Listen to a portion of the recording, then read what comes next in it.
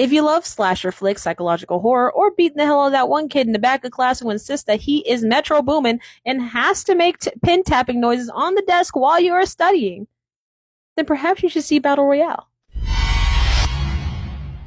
Battle Royale, the manga written by Koshun Takumi and illustrated by Masayuki Takaguchi, and the film directed by Kenji Fukasaku, is the genesis of what we now know as the Battle Royale genre, where characters who typically share space and or time together in places like schools, offices, or other communal or organizational spaces are pit against each other to the death until only one survives. For the uninitiated, Battle Royale takes place in a dystopic Japan where the youth delinquency is to a point where the government has to step in.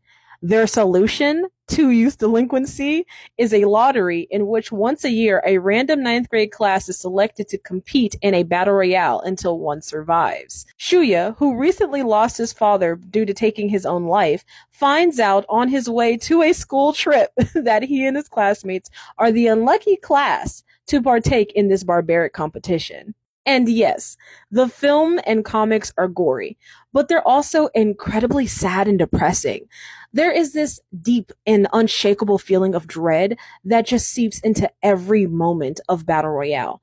And unlike in zombie pieces like The Walking Dead, Night of the Living Dead, or High School of the Dead, which is a personal favorite of mine, there is just this us versus them mentality. A point where, yeah, it sucks that you had to bash in Mima's head, but that girl had it coming, and it was for the best because she literally would have eaten you. But when the person you have to take out is your own classmate, someone who's fully aware of who you are, what you're doing, and why you have to do this to survive, you are the them in the situation. Both you and your classmate are fighting to survive, and the line between humanity and the other just isn't so black and white anymore. It's truly a classic and one of my favorite horror stories. And if you haven't had the time to sit down and watch the movie or read the manga, you most certainly should.